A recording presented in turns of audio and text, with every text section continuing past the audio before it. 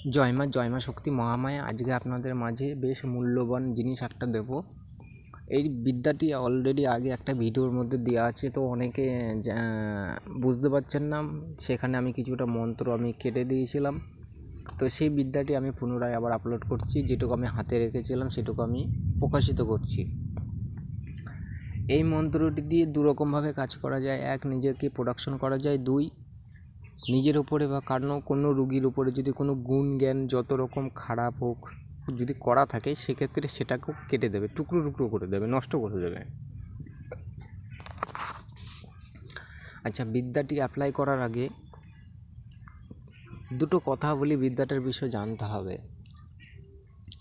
এই মন্ত্রটি আপনি দেখে দেখে যদি কাজ করেন সেক্ষেত্রেও কাজ হবে।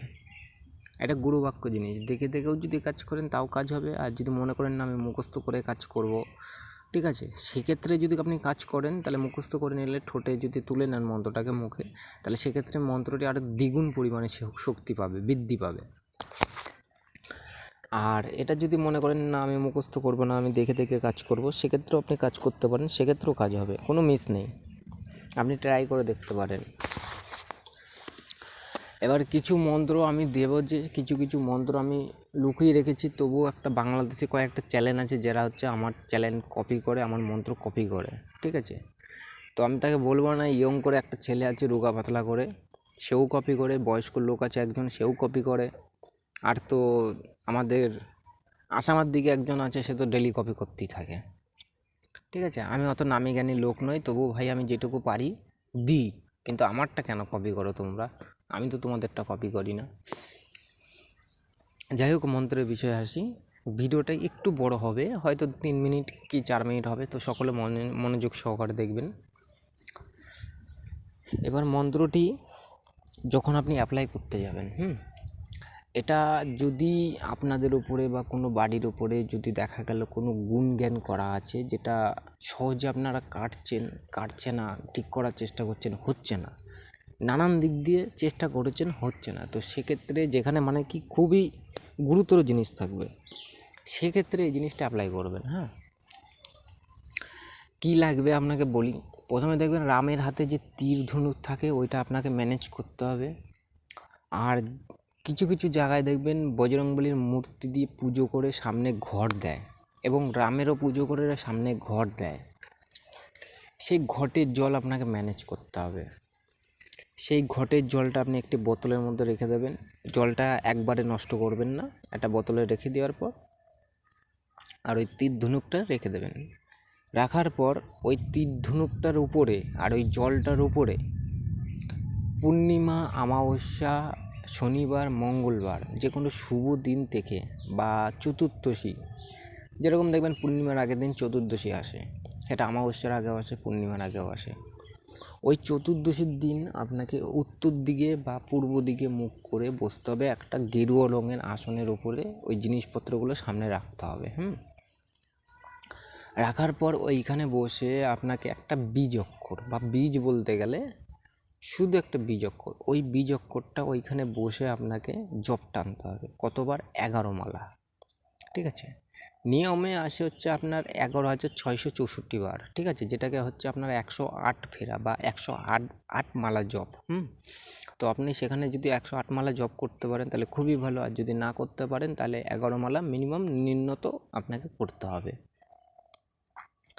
তো মন্ত্রটা কি? মন্ত্রটা হচ্ছে জাস্ট রাম রাম রাম রাম, এরমভাবে আপনাকে 108 মালা আর নলে 11 মালা আপনাকে ওখানে ঝোপ টানতে হবে। টানা হয়ে গেলে ওই যে জিনিসগুলো আছে ওটা সিদ্ধ হয়ে গেল, মানে আপনার আয়ত্তে চলে আসলো। এবার আপনি কি করবেন? ওইগুলোকে যত্ন করে রেখে দেবেন। এবার যদি কারো বাড়ির উপরে বা কেউ যদি কোনো রুগী আসে, সেক্ষেত্রে যখন আপনি কাজ করতে যাবেন তাকে বলবেন নদী থেকে জল নিয়ে আসতে। জল নিয়ে আসলো, নদীতে যদি জল না থাকে, নদীর যদি না পায়, সেক্ষেত্রে দম বন্ধ করে কল থেকে জল তুলে নিয়ে আসবে। জল নিয়ে আসার পরে সেই জলের মধ্যে ওই যে বোতলে যে ঘটের জলটা রেখেছিলেন ওখান থেকে 2-3 মুটকি জল ওর মধ্যে দেবেন।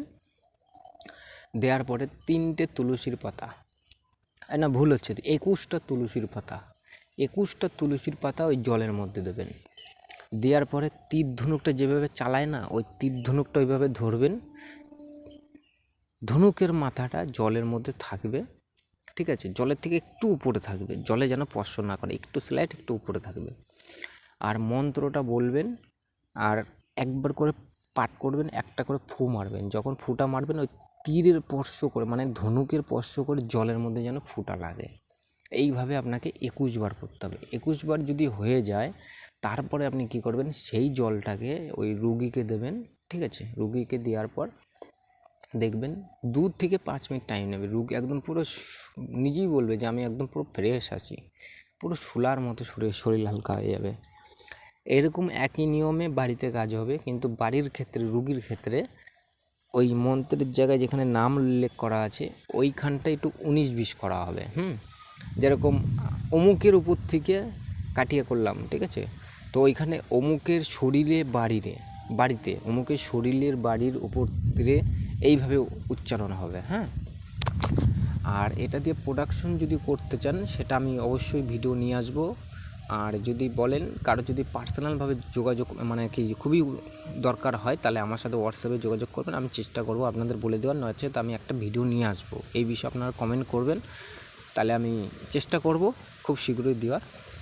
আর এইটা দিয়ে আপনারা তান্ত্রিকের বিদ্যা কী করে কাটবেন, ওই যে বললাম প্রোডাকশন দেওয়া, ঠিক আছে, ওইখানে মন্ত্রের মধ্যে কিছু প্যাচ আছে, কিছু রহস্য আছে, ঠিক আছে। যে জিনিস দিয়ে কাজ করতে হবে, যেমন একটা হাতুড়ি দিয়ে যদি পেরেকটাকে মারা হয়, দেয়ালের মধ্যে ঢুকানো হয়, তো হাতুড়িটাকে আগে ভালো করে জুতমন্দ ধরতে হয়, হাতুড়িটা কী পজিশনে আছে সেইভাবে হাতুড়ির বিষয়ে জানতে হয়, তারপর পেরেকটাকে কিন্তু মারতে হয়, নাহলে কিন্তু হাতের মধ্যেই কিন্তু আঘাত লাগে। ঠিক মন্ত্র দিয়ে যখন কাজ করা হয়, মন্ত্রের বিষয়ে আগে জানতে হবে। তো এই মন্ত্রের মধ্যে কিছু জিনিস আছে যেখান থেকে কিছু লাইন উঠবে, লাইন উঠে ওই জায়গাটা দুটো স্পেলিং বসবে, কথাটা বোঝা গেল, তাহলে আপনি তান্ত্রিকের বিদ্যা কাটতে পারবেন। তো যাই হোক, ভিডিওটা হয়তো অনেক বড় হয়ে যাবে, সকলে ভালো থাকবেন। জয় মা আদ্যশক্তি মহামায়া, নমস্কার।